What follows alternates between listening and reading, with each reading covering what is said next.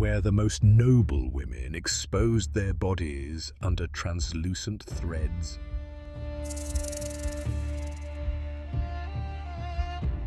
Woven from the very decay of an empire. The Romans called it public nakedness.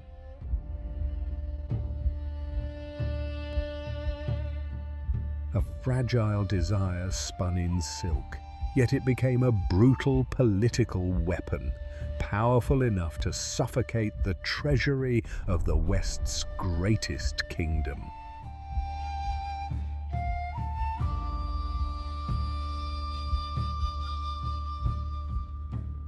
One kilogram of silk for exactly 1 kilogram of solid gold.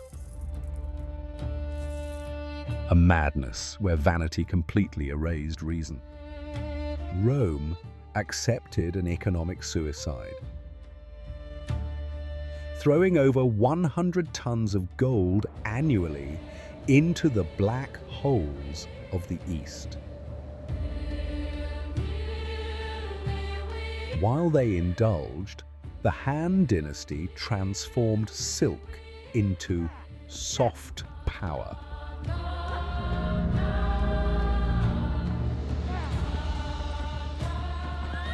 To buy war horses, soldiers' loyalty, and shatter alliances from afar.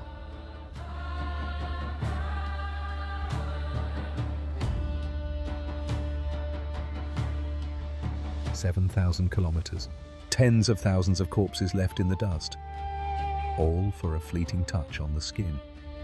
But behind that softness lies the imperial ambition of the Central Asian gatekeepers, the hands that silently controlled the world's veins.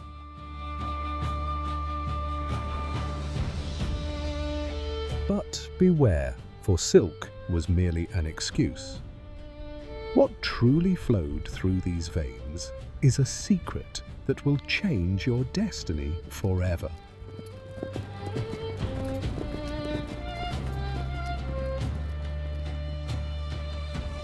Welcome to the Silk Road, where desire begins and survival is a lie.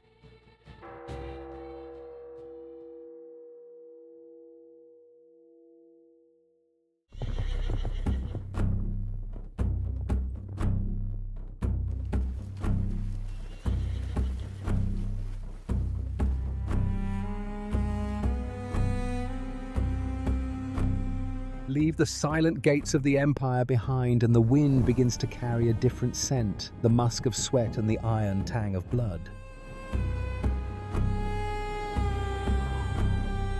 In the 2nd century BC, the Han Emperor Wu did not gaze westward for the soft touch of fabric. He looked toward the horizon for a dragon made of muscle. In the lush emerald pockets of the Fergana Valley, there lived a creature of legend, the Tianma, or the heavenly horse.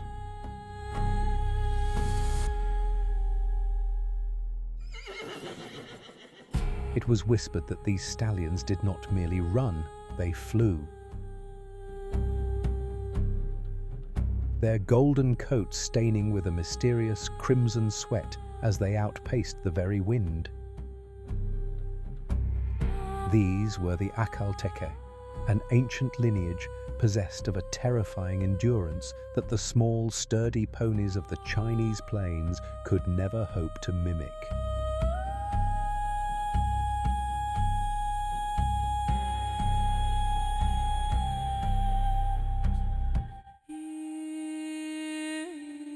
To the emperor, this horse was not a pet nor a mere animal of burden.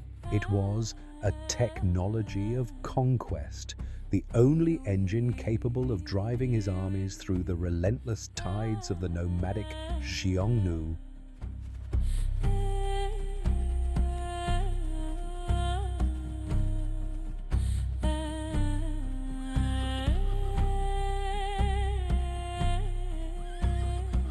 To stand today in the high pastures of Uzbekistan or Kyrgyzstan is to feel the same thrumming energy that once ignited a 1,000-mile war.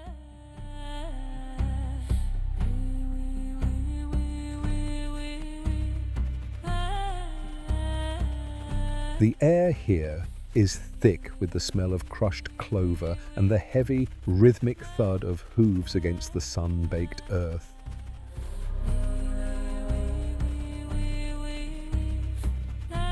The blood sweat that so obsessed the ancients, likely a mere parasite to the modern biologist, was to the Han court a divine omen.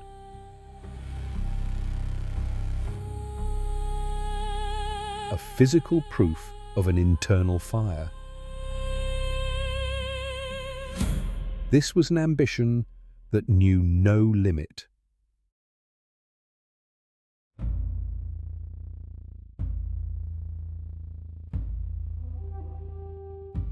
"60,000 men were marched across the frozen roof of the world, not for gold, but for 30 prized breeders.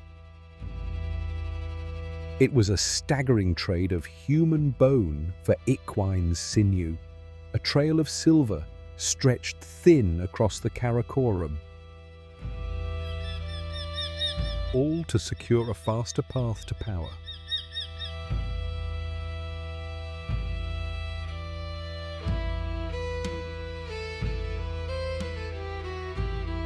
In this brutal exchange, the Silk Road reveals its most profound paradox. We are taught to see trade as a bridge of peace, yet the road was paved with the cold logic of the blade. This was the original supply chain of ambition. The East offered its most delicate secret, the silk born from the fragility of a worm, to purchase the West's most potent weapon of war.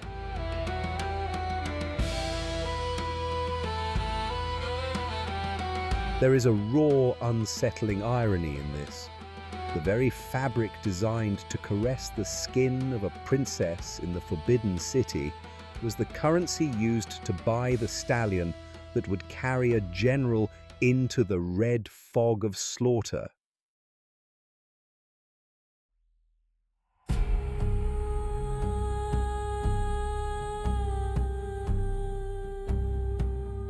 Power and desire, the two primal hungers of the human heart, were the two horses pulling the caravan of history, tethered to the same axle of necessity.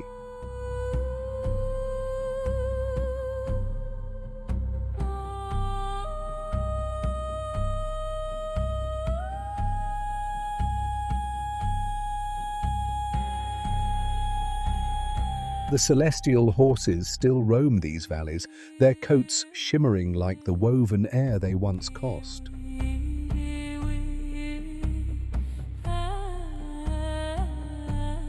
But they no longer carry the weight of empires. Instead, they stand as a living testament to the lengths humanity will go to bridge the gap between who we are and who we dream to be. The Silk Road was never just about a commodity. It was about the desperate competitive hunger for the other, for the strength we lack and the speed we crave. As the dust settles behind a galloping herd, we realize that the heavenly horses didn't just carry soldiers across the desert. They accelerated the very movement of civilization.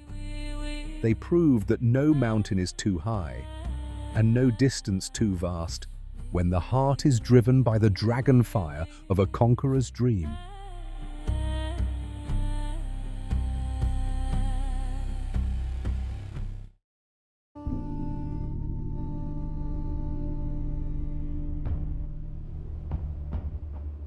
To understand the Silk Road, one must first stand at the edge of the world.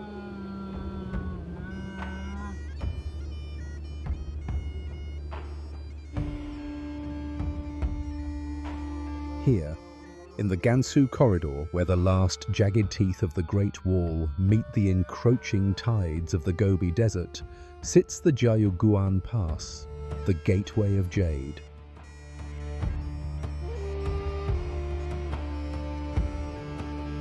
For 1,000 years, this was the final breath of civilization.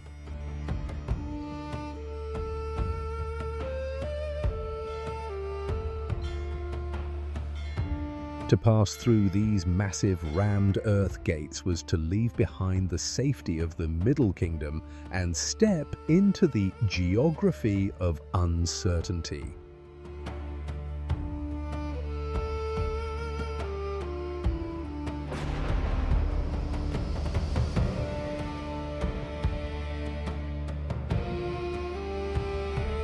In the academic sense, Jiayuguan was a military masterpiece.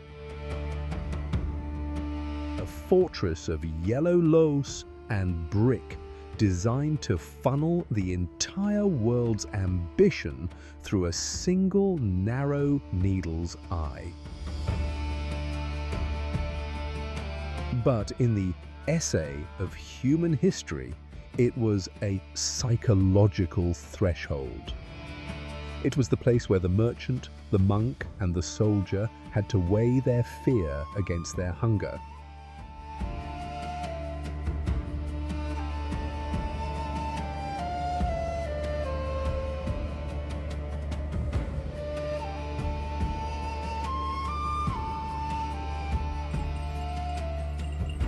The travel documentary of this gateway begins with the dust. The sensory grounding here is the taste of silt on the tongue and the unrelenting howl of the wind that has travelled 1,000 miles across the salt flats.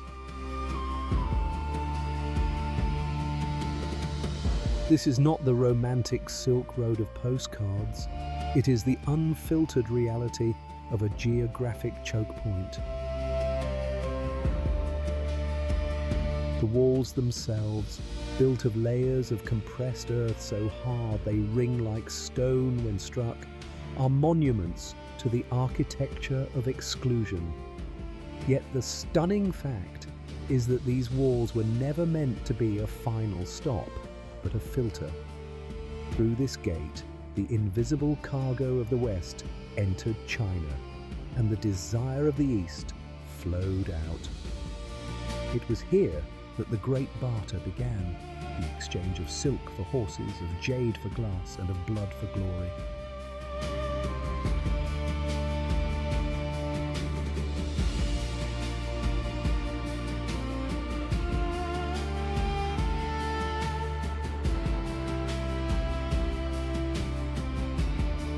Why would a man lead a caravan of 200 camels into a void where the water is bitter and the horizon is a lie? The answer lies in the tension of contrast. Inside the gate was the order of the emperor, the familiarity of the hearth, and the safety of the law.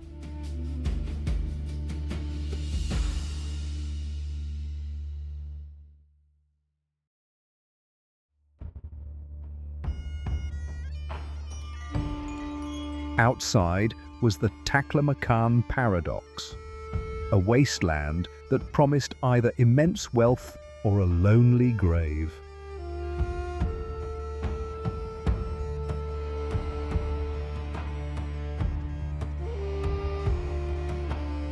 The Silk Road was born not from peace but from a scrupulous ambition. The Han emperors did not seek connection, they sought heavenly horses from the west to crush their enemies.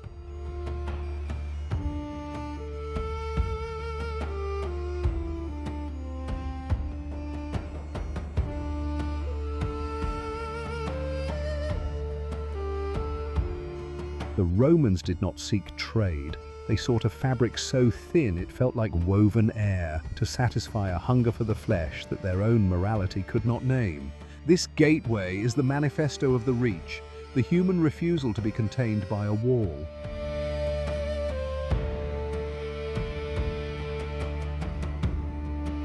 Today, the Gateway of Jade is a silent monument. its battlements patrolled only by the wind, but the pulse of the pass still beats. As we stand on the high ramparts, looking out at the shimmering heat haze of the Gobi, we realize that we are still standing at the threshold.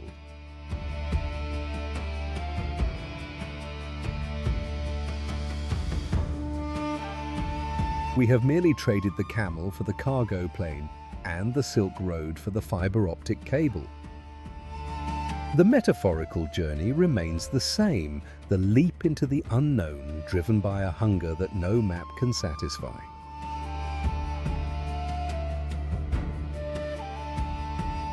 Let us remember that every conquest begins with a single step through a gate. To leave the fortress is the first act of the soul. The dust of Jiayuguan is not the end of the world, it is the raw material from which our shared history was forged.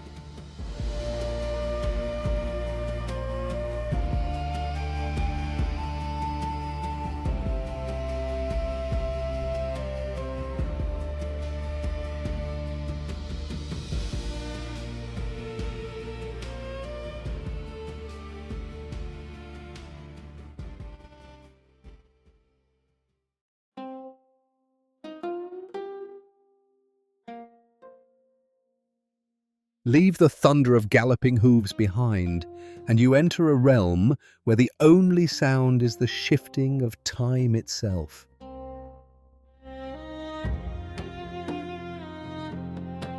Here, at the edge of the Taklamakan, lies Dunhuang.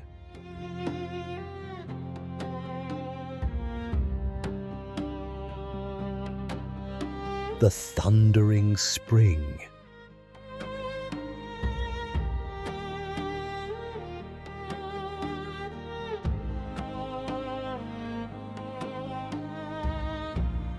It is a place of profound geographic irony, a lush, emerald crescent of water trapped in the throat of a mountain of sand.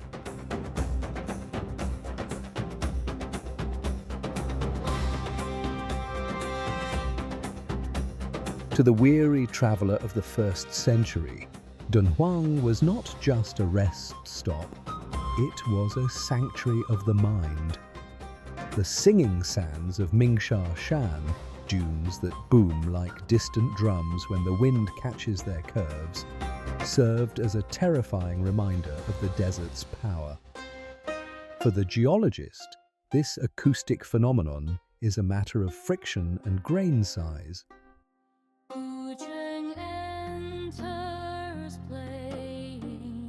But for the merchant carrying a fortune in silk, it was the voice of spirits. A warning that the desert demanded a toll of faith before it would grant passage. Leaving space for the wind, breathe a mystery image of the old city walls standing against time. Look closer at the cliffs of the Mak Khao caves, and you will see how human ambition attempted to carve a permanent home in a landscape that refuses to stand still.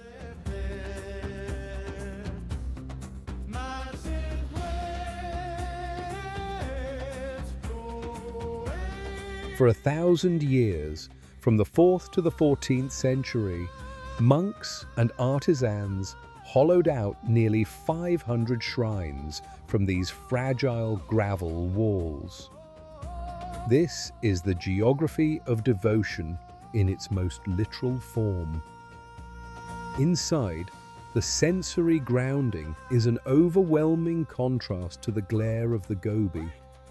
The air is cool and smells of mineral pigments and ancient dust.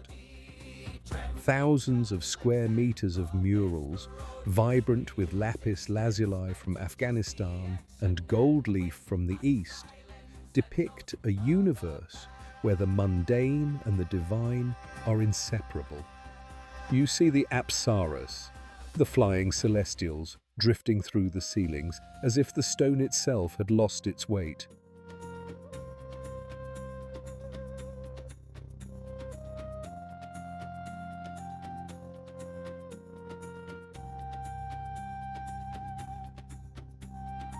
It is a stunning realization that while empires were rising and falling outside, a silent army of artists was here, preserving the invisible cargo of an entire civilization's dreams.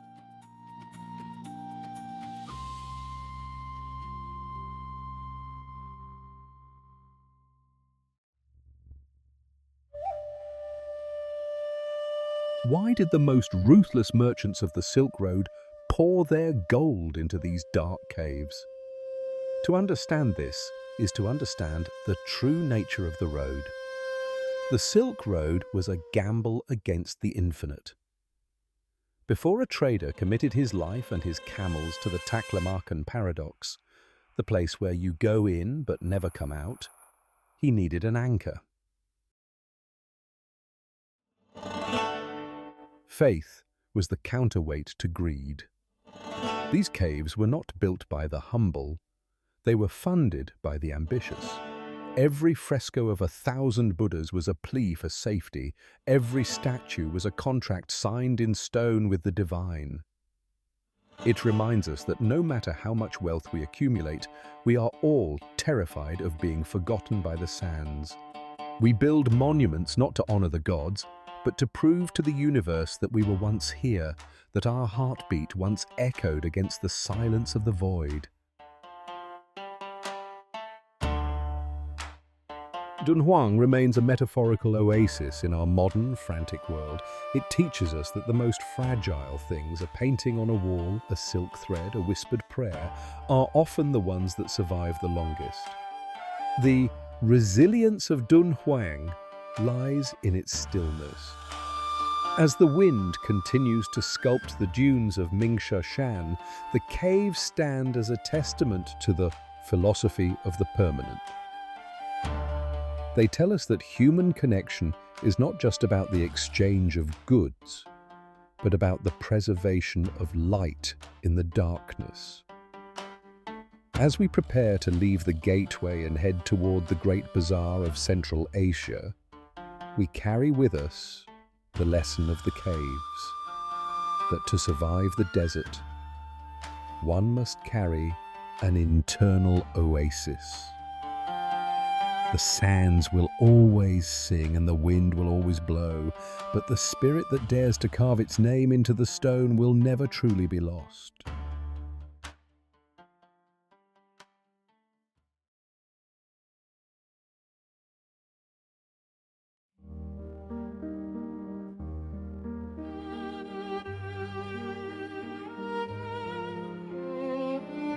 As the caravans lumbered out of the dust of the Levant, they carried more than just cargo. They carried a contagion of desire that would bring the most powerful empire on earth to its knees.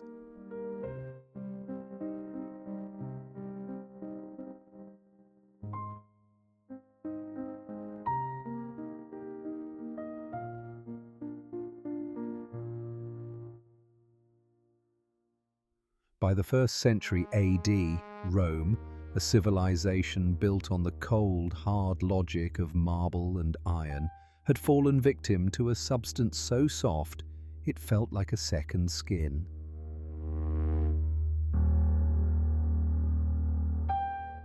This was silk.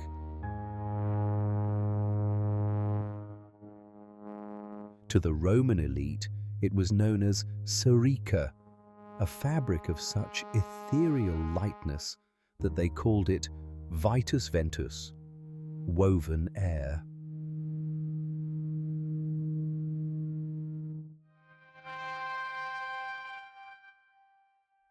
In the academic records of the era, the historian Pliny the Elder lamented that Rome was draining its very lifeblood, over 100 million sesterces of gold annually,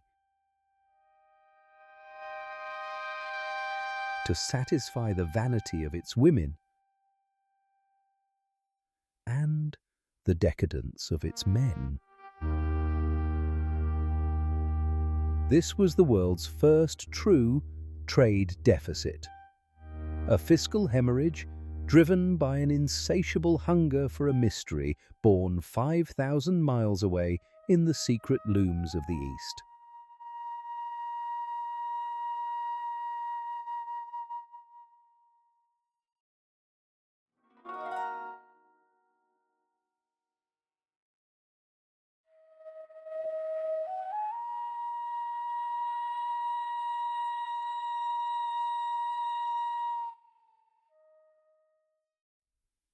The sensory grounding of this scandal begins with the touch. Imagine the skin of a Roman senator, accustomed to the coarse, honest weight of wool, suddenly draped in the cool, liquid friction of Chinese silk. It was a sensory revolution. In the sun-drenched villas of Pompeii and the crowded forums of Rome, silk became a silent language of status and seduction. But for the moralists like Seneca, it was a translucent threat. He raged against the sight of noble women wearing garments so thin that their bodies were visible through the weave, arguing that they were clothed yet naked. This is the dilation of the detail, the way a single, shimmering thread could unravel the rigid social fabric of an empire. The Roman ambition, which had conquered the known world with the legionnaire's shield, found itself defenseless against the whisper of a silkworm's cocoon. It was a conquest of the flesh, where the unfiltered desire for beauty became more potent than the fear of the gods.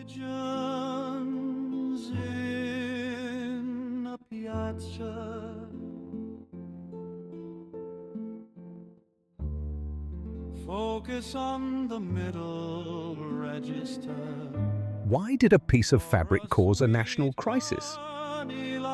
Because silk represented the invisible cargo of the other. For the Roman, the East was a dream of limitless luxury, a place of myth where the Ceres, the silk people, were said to comb the fabric from the leaves of trees. To wear silk was to wear a piece of that myth, to wrap oneself in the exotic unknown. It was the ultimate ambition of the skin. We often speak of the Silk Road as a bridge of commerce, but it was primarily a bridge of sensory exchange.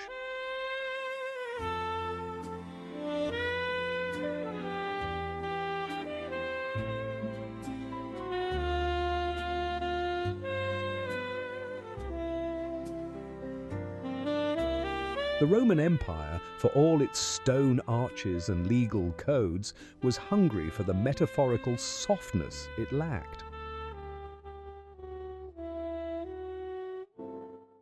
The gold that flowed east was the price of a dream, a desperate attempt to purchase the elegance and mystery of a civilization they could barely imagine. In this exchange, we see the alchemy of value. A handful of worms spit, becoming worth its weight in the purest gold of the Tiber.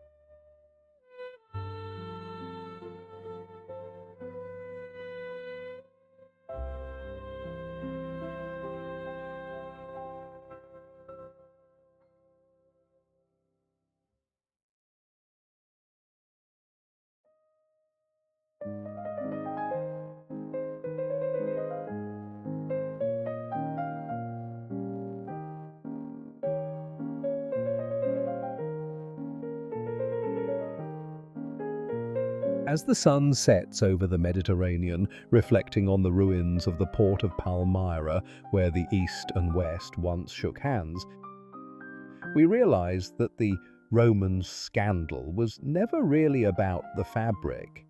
It was about the human refusal to be satisfied with what is local and known. The Silk Road flourished because our tam vong, our ambition, is inherently extroverted. It demands the spice we cannot grow and the fabric we cannot weave. The silk fever of Rome reminds us that the most enduring connections are not built on necessity, but on longing.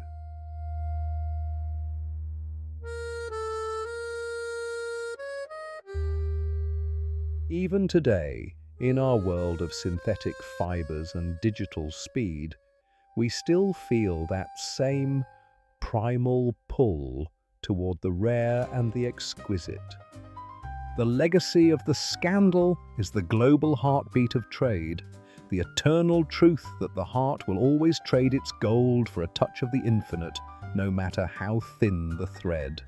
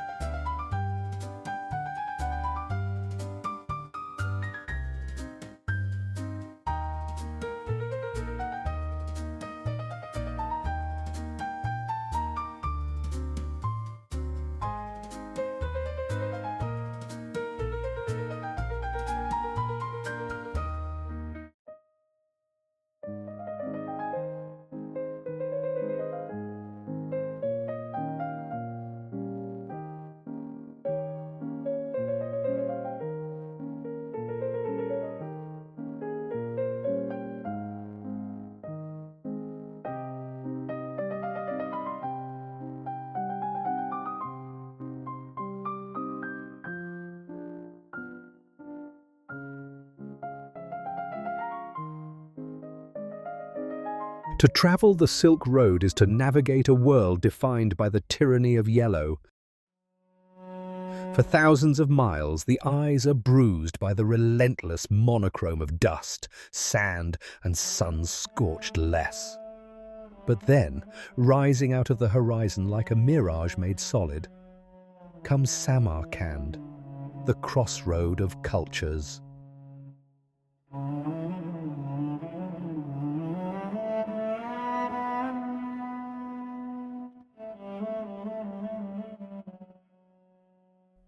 Suddenly, the world turns blue.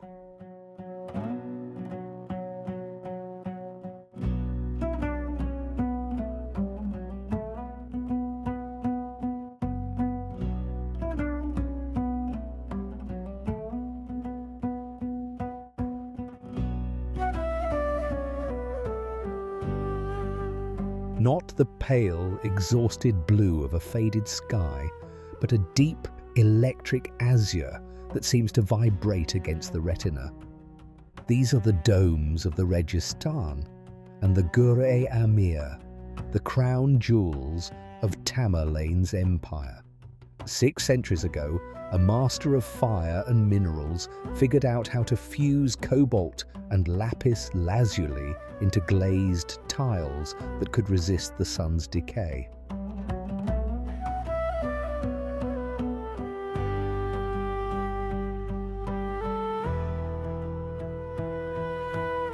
To the conqueror Timur, Samarkand was to be the center of the universe, a city so beautiful it would make all other capitals blush with shame. It was a geographic statement of absolute power, built on the plundered wealth of 1,000 caravans.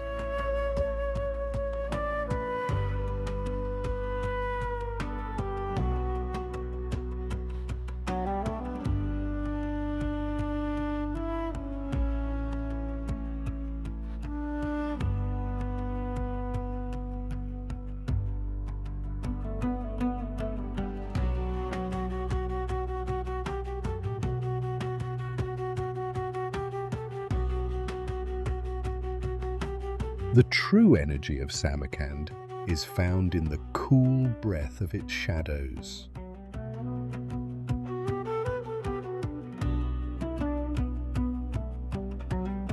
Step into the courtyard of the Bibi Khanim Mosque, and the temperature drops. The air smells of dry stone, and the faint, sweet scent of apricots drifting from the nearby Siob Bazaar.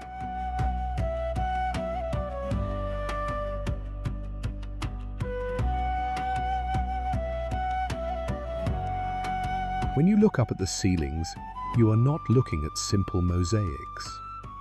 You are looking at the mathematics of the human soul.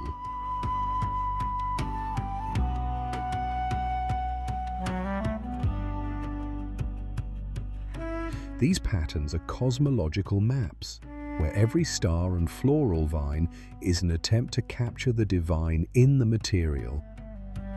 Think of the artisan 600 years ago, sitting in the dust, painstakingly applying a shard of turquoise to a wall to create a fragment of eternity.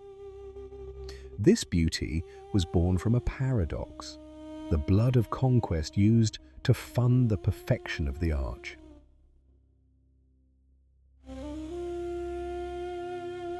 Timur brought the finest architects from Persia and the best craftsmen from India, not just to build a city, but to create a metaphorical oasis where the cruelty of the desert could finally be forgotten.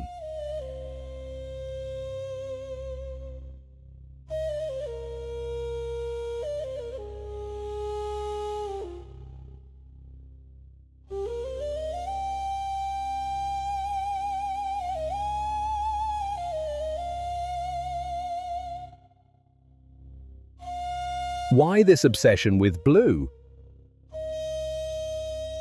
Along the Silk Road, color is a language of survival. In a landscape defined by the tactile harshness of drought, blue is the color of water. It is the color of the life-giving sky.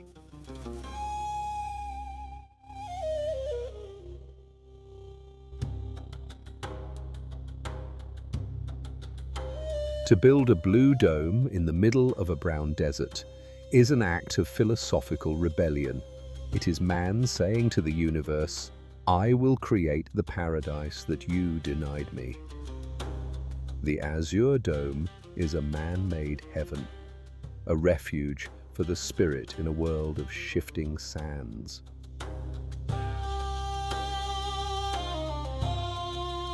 Here, the ambition of the aesthetic takes over. The realization that once the stomach is full and the borders are secure, the human soul hungers for transcendental order. The Silk Road allowed for the accumulation of gold. But Samarkand turn that gold into visual poetry.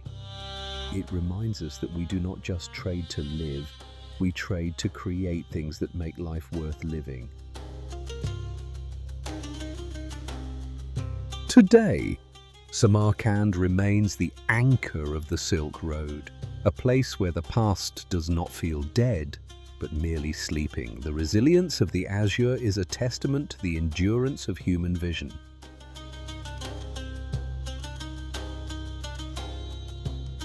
While the silk of Rome has long since rotted and the horses of Fergana have returned to the dust, these domes still reach for the clouds. They tell us that our greatest ambition is not found in what we conquer, but in what we preserve.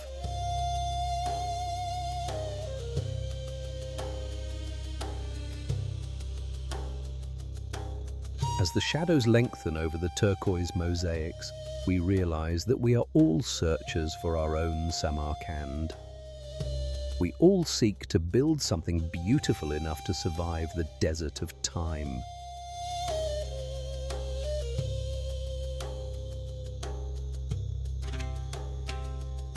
The Azure Dome is not just a building, it is a promise that even in the most barren void, the human heart can still dream in the color of the sky.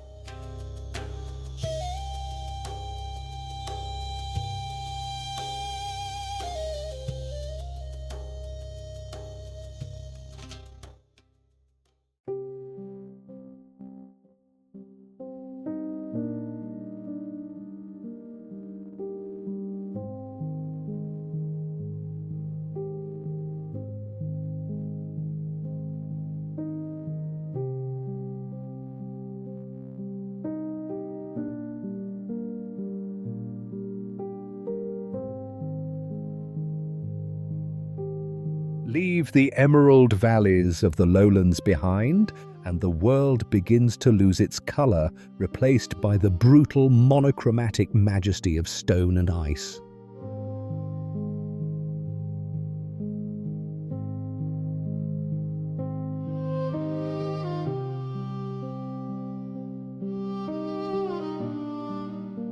We have reached the Pamir Knot, the tectonic collision where the Himalayas, the Karakoram and the Hindu Kush tangle together in a chaotic embrace.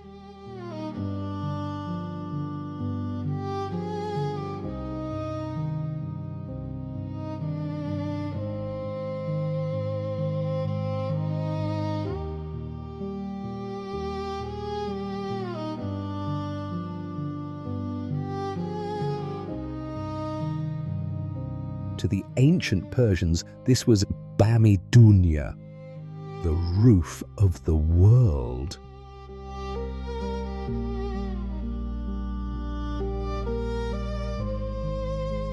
Here, at an average altitude of 4,000 meters, the Silk Road ceases to be a bustling highway of commerce and becomes a desperate test of the human spirit.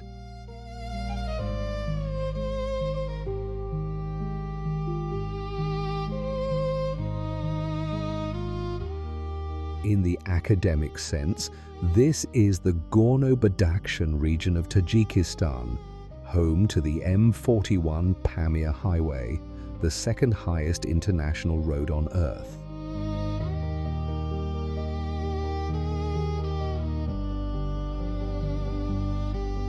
But for the traveler, it is a vertical wilderness where the air is so thin it feels like glass in the lungs, and the silence is so heavy it rings in the ears.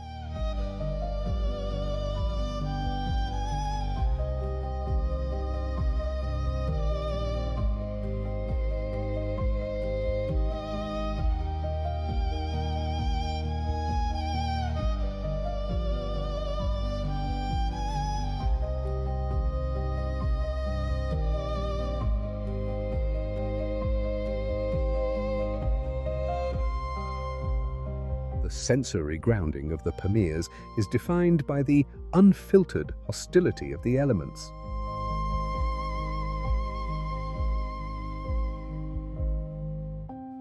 The wind here doesn't just blow, it scours. It carries the scent of ancient glaciers and the metallic tang of dry rock.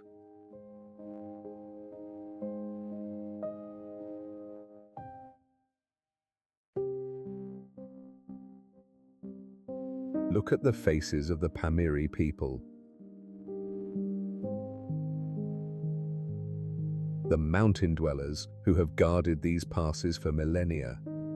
Their eyes, often a startling blue or green against sun-scorched skin, are the invisible cargo of an ancient ancestry, perhaps the lost soldiers of Alexander the Great, or the remains of Indo-Iranian tribes, isolated by the verticality of their home.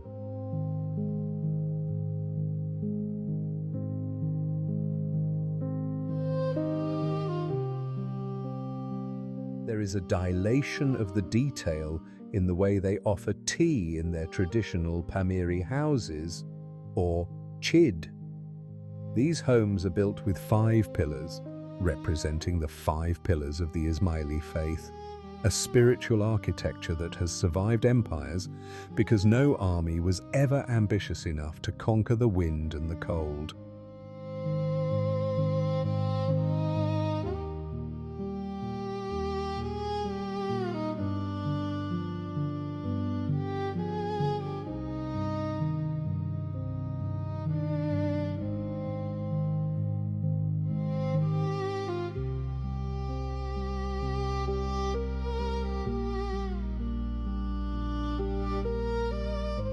Why did we ever dare to cross this geography of the impossible?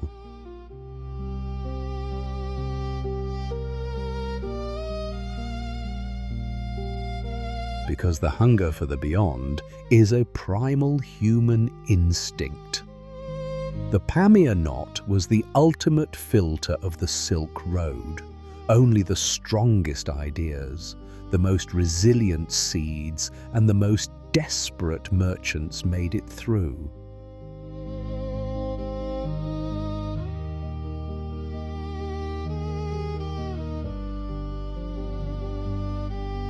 This is the philosophy of the filter, the realization that isolation is not a prison, but a sanctuary.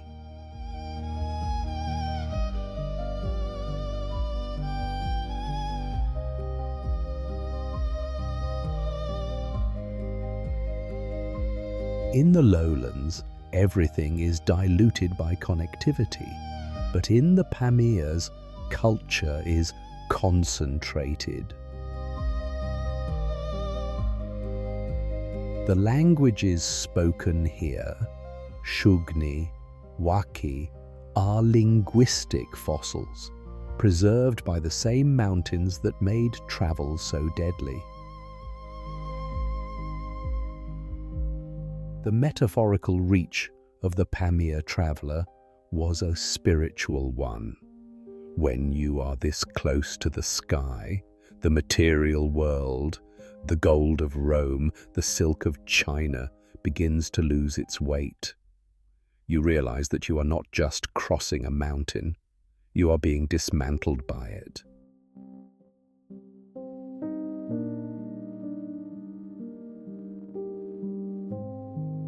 Today, the resilience of the Pamirs is tested by a new kind of ambition.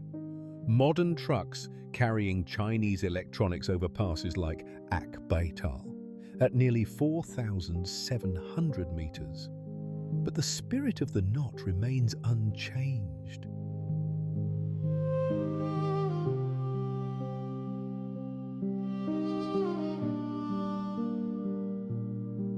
It reminds us that the greatest strength is not found in movement, but in the capacity to endure. As we watch the long shadows of the mountains stretch across the Wakhan corridor, we understand the sacredness of the obstacle.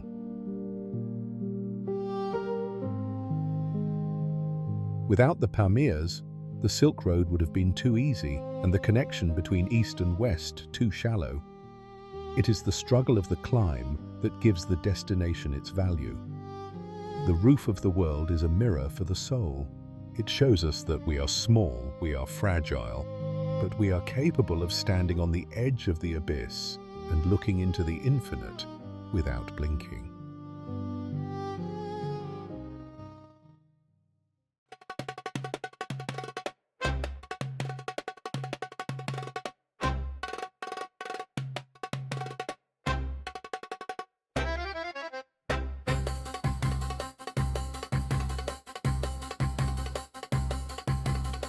Descending from the vertical desolation of the Pamirs, the Silk Road softens as it enters the plateau of Iran.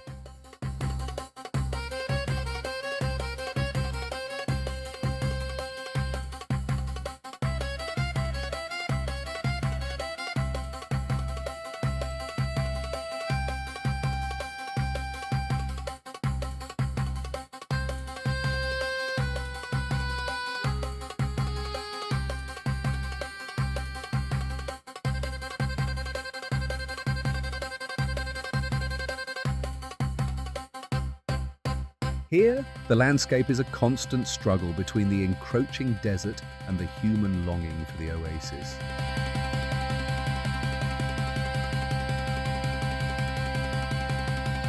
We find ourselves in Isfahan, a city of blue tiles and silver bridges, where the air is scented with wood smoke and brewed saffron. In the dim, dust-moated workshops of the Grand Bazaar, a different kind of ambition is being practiced. Not the fast, violent speed of the horse, but the slow, agonizing patience of the loom. This is the realm of the Persian carpet. For centuries, these masterpieces have been the most prized portable gardens of the Silk Road. In the 17th century, under the Safavid Shah Abbas, the carpet became the ultimate expression of Iranian identity.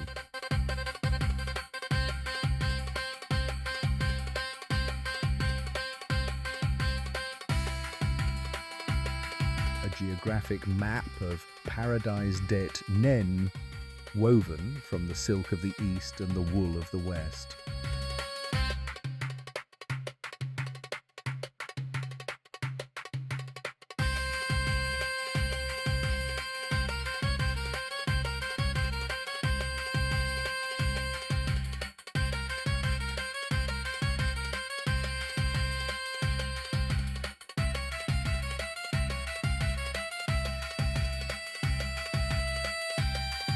Look closely at the hands of a master weaver in Isfahan, and you are witnessing the metabolism of time.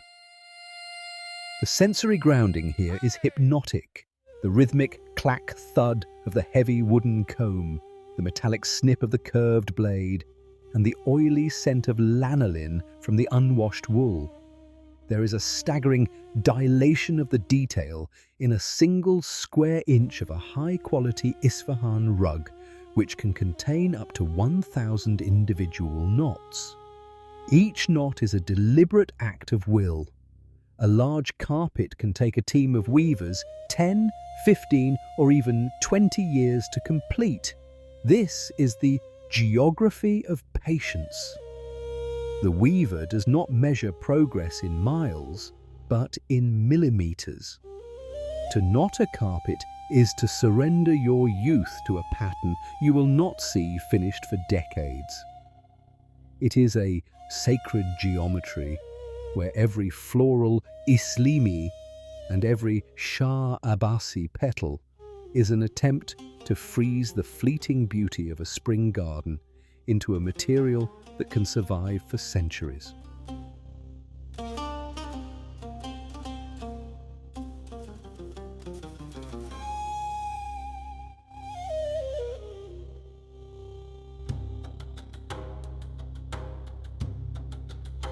Why has the world always coveted the Persian carpet? To understand this is to understand our fear of the desert. In a land where water is a miracle and flowers are seasonal, the carpet is an eternal spring. It is the ambition to bring the beauty of the divine inside, to create a sanctuary of symmetry in a world of chaotic dust.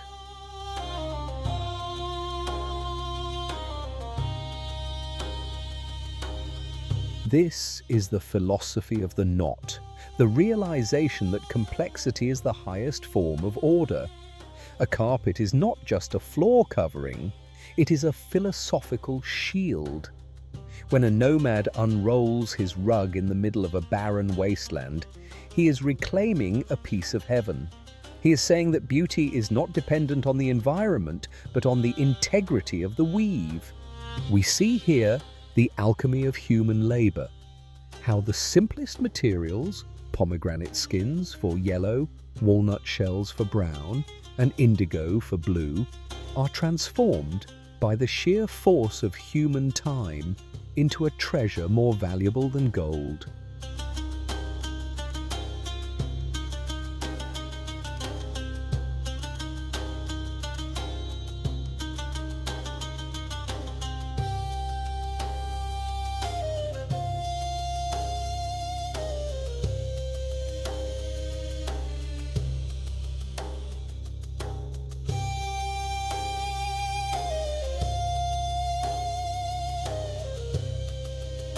Today, the Persian weaver stands as a quiet rebel in a world of instant gratification. The resilience of the loom reminds us that some things cannot be rushed, and some dreams require a lifetime of focus.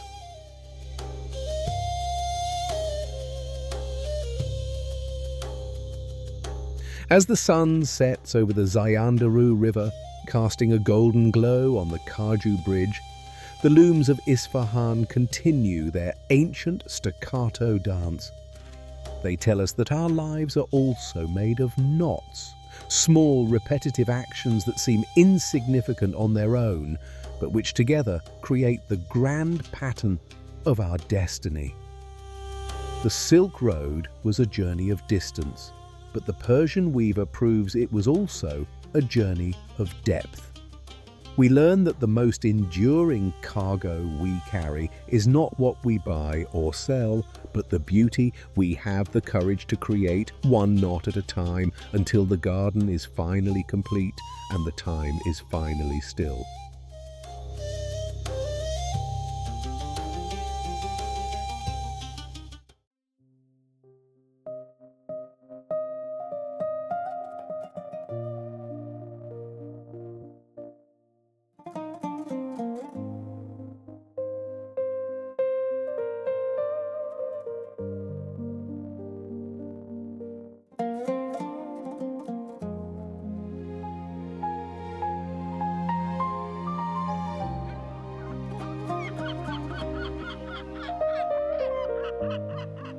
After 6,000 miles of dust, the Silk Road finally finds its salt.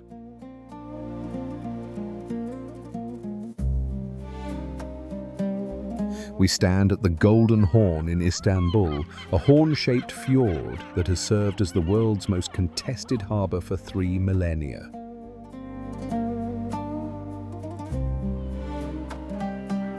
Here, the geography of ambition reaches its most dramatic climax. To the east lies Asia, the source of the silk, the jade, and the horses we have followed. To the west lies Europe, the hungry consumer of those dreams.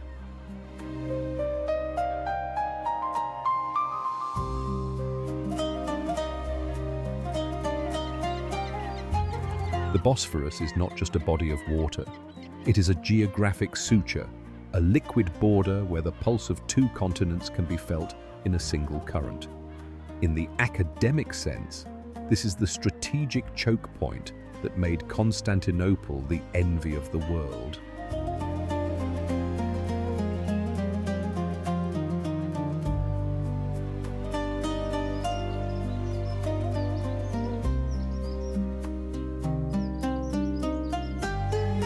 When the city fell to the Ottomans in 1453, it didn't just end an empire, it blocked the road. This stunning fact of history forced the Western mind to turn its back on the mountains and look toward the Atlantic, triggering the Age of Discovery. The Silk Road did not die here. It simply learned how to swim.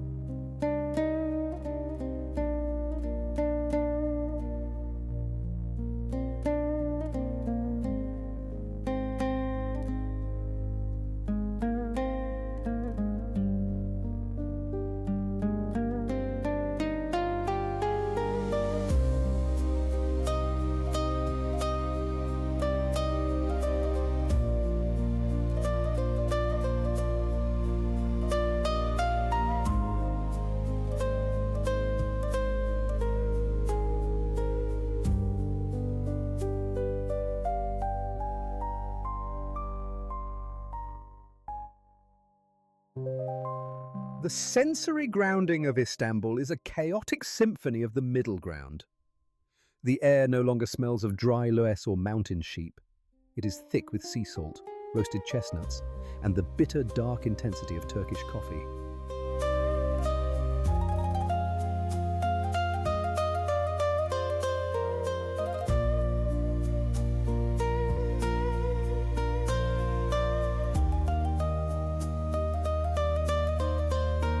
You hear the staccato of globalism, the deep, mournful groan of ship horns merging with the rhythmic clinking of tea glasses on the Galata Bridge. There is a dilation of the detail in the way the Bosphorus current moves, a treacherous dual-layered flow where the surface water runs south and a deeper, colder current runs north.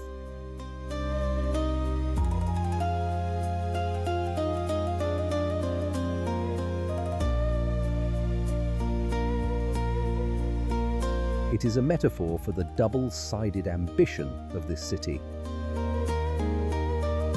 Istanbul has always been the world's great filter, a place where the invisible cargo of the East was repackaged for the West. Here, the merchant was no longer a nomad of the sands, but a master of the docks. The ambition moved from the stability of the camel's hoof to the volatility of the wooden hull.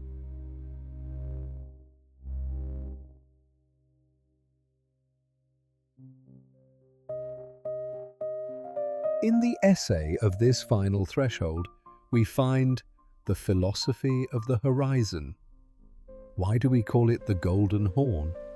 Because at sunset, the waters of this harbour turn a brilliant liquid gold, the same gold that fueled the caravans and built the cathedrals.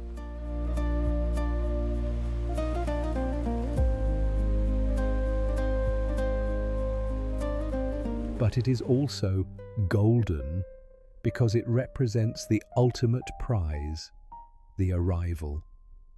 Yet, the Silk Road teaches us a restless truth. The end of one road is always the beginning of a larger hunger. The closure of the land routes in Istanbul drove Columbus toward the west, proving that human ambition is a fluid state. If you block the path of a river, it finds a new channel.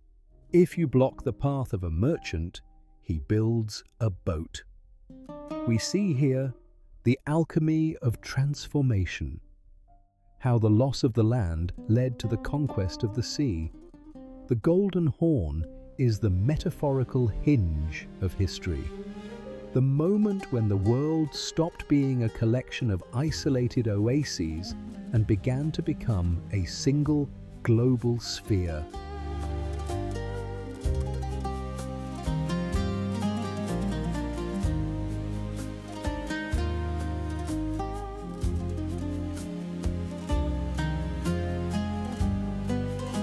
Today, Istanbul is a city that lives in two worlds at once. It reminds us that our own lives are often defined by these threshold moments.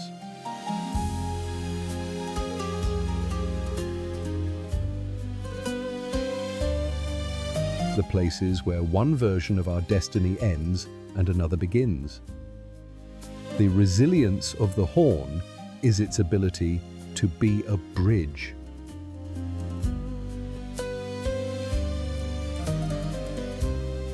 As we watch the modern tankers and the ancient fishing boats navigate the same waters, we realize that the Silk Road was never a static line on a map. It was a movement of the soul. It was the collective courage to reach across the water, to touch the other, and to trade our isolation for connection.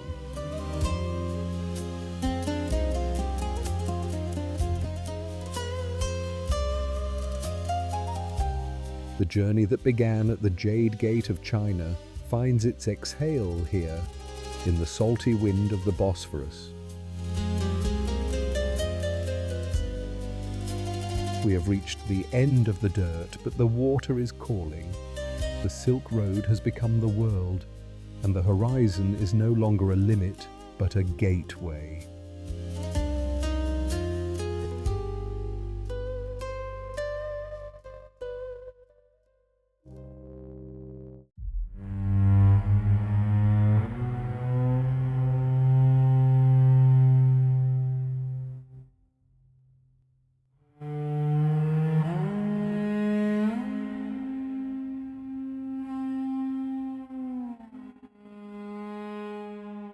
We have travelled from the jagged teeth of the Jade Gate to the salty winds of the Bosphorus,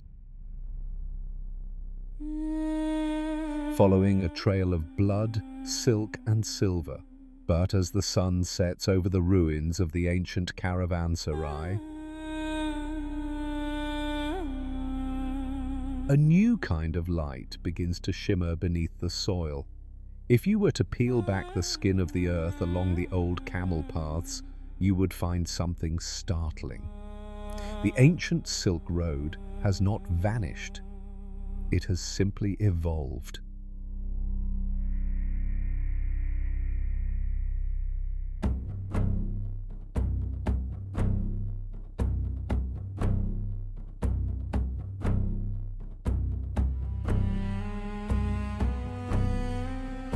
Today, the invisible cargo is no longer carried by the rhythmic stride of the beast, but by the speed of light.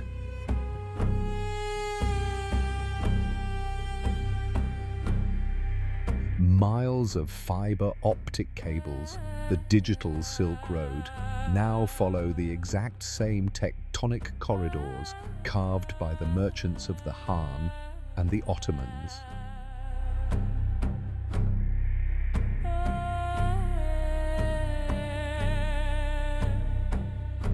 In the modern records of global infrastructure, these cables are the nervous system of our era, carrying billions of whispers, transactions, and dreams across the same deserts where Marco Polo once feared for his life.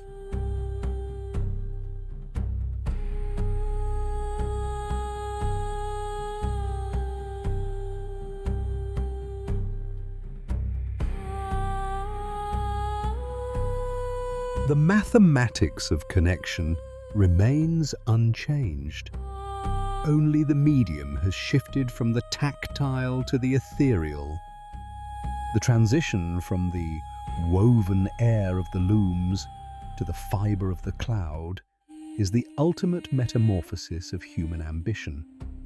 We see this sensory paradox in the modern cities of the plateau, from the glass towers of Xi'an to the tech hubs of Almaty. The air no longer smells of pack animals, but hums with the static electricity of a million servers.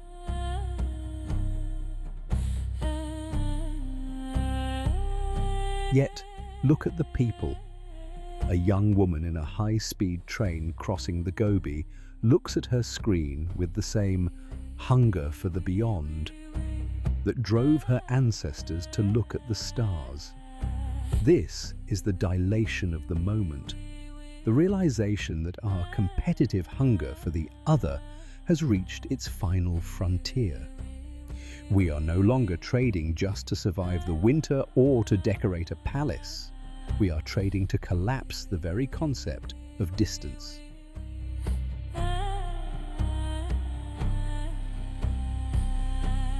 The Silk Road was the first draft of a unified world, a physical rehearsal for the digital intimacy we now take for granted.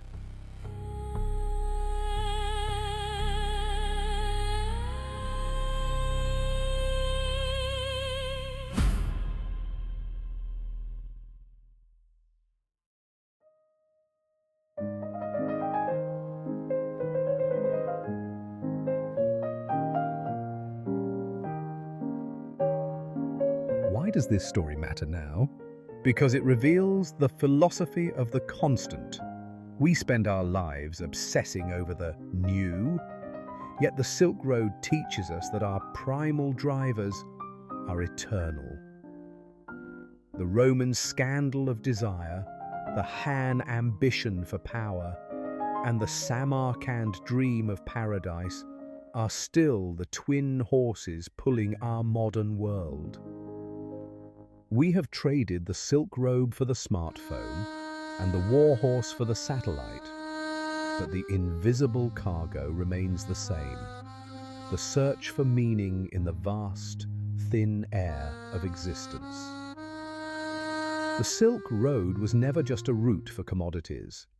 It was a movement of the soul toward the unknown. It taught us that the greatest phobia we face is not the desert or the mountain, but the isolation of the self. We build roads because we are terrified of being alone in the void. Every knot in a Persian carpet and every bite in a fiber cable is a plea for connection, a message sent into the darkness hoping for an answer.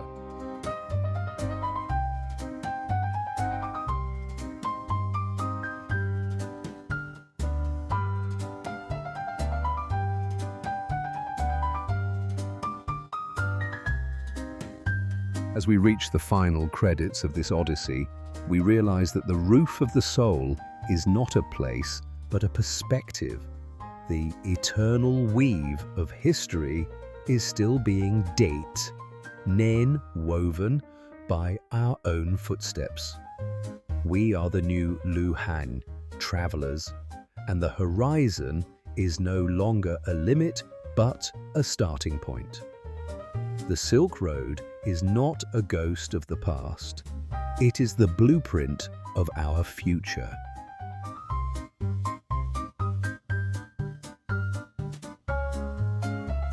It tells us that as long as there is a hunger for the beyond, the road will never end. It will continue to flow, shifting its shape like the dunes of the Taklamakan, reaching for new continents and new stars. As the screen fades to the deep indigo of a Himalayan night, remember that you are a thread in this grand tapestry. Your ambition, your desire, and your courage are the invisible cargo that will carry the road into the next millennium. The journey does not end here. It is just beginning to breathe.